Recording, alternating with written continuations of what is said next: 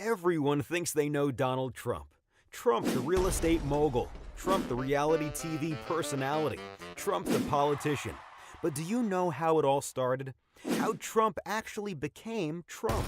Here's the real story behind how Donald Trump got his wealth, his successes, and his failures.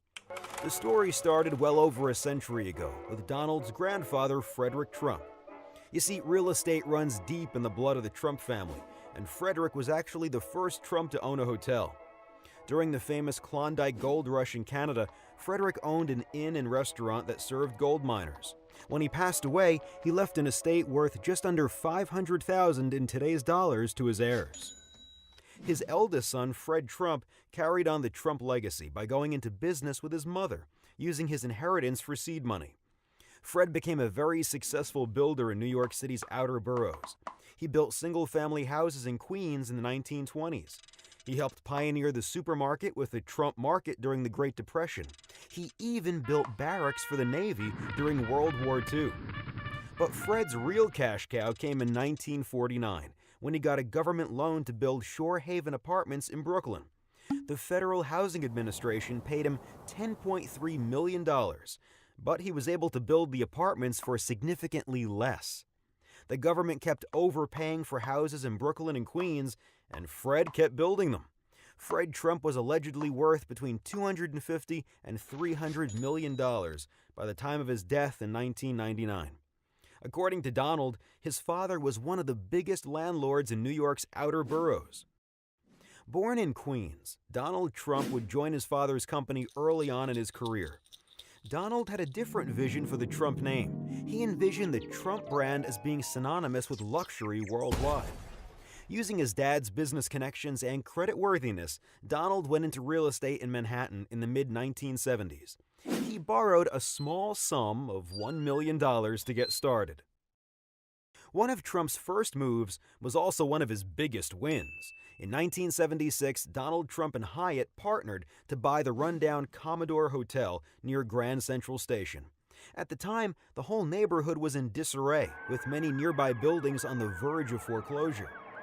Trump negotiated contracts with banks and the city in an effort to fund the hotel and rejuvenate the area. The end result was the Grand Hyatt, a 25-story hotel which Trump sold his share of for $142 million in 1996. Another big win for Trump was with 40 Wall Street, which was once the tallest building in the world. He bought it for $1 million after years of vacancy. Today, it's prime real estate in the financial district, worth more than $500 million. The Apprentice was also a financial home run. As the show's host and executive producer, Trump raked in $1 million per show for a whopping total of 185 episodes. But like many businessmen, Trump's career also had its share of failures. Donald's biggest failure may be his ill-fated venture into casinos in Atlantic City. The bleeding started in 1988 when he acquired the Taj Mahal Casino. Funded primarily by junk bonds, the massive casino would be $3 billion in debt within just a year of opening. Trump, who racked up $900 million in personal liabilities, had the business declare bankruptcy. To stay afloat, he ditched many personal assets, such as his airline, a 282-foot mega yacht, and half of his stake in the company. Things were dire, and Trump's dad chipped in with a $3.5 million loan in the form of casino chips to help make a debt payment. Trump's casino holding company would enter bankruptcy 2 additional times, once in 2004 after accruing $1.8 billion in debt, and again in 2009 after missing a bond payment during the financial crisis. Each time, Trump's stake in the company fell. While 3 of Trump's 4 bankruptcies involved Atlantic City casinos, he has also struggled in other ventures outside of real estate.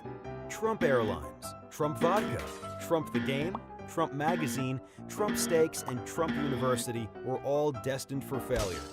Trump Mortgages was launched in 2006, right before the real estate crash, and it also imploded. According to Trump's campaign, he is worth in excess of $10 billion. However, he has been accused of artificially inflating his net worth. Forbes and Bloomberg News both have drastically different estimates of his wealth. Using the middle-of-the-road figure from Forbes, here is how Trump's wealth breaks down.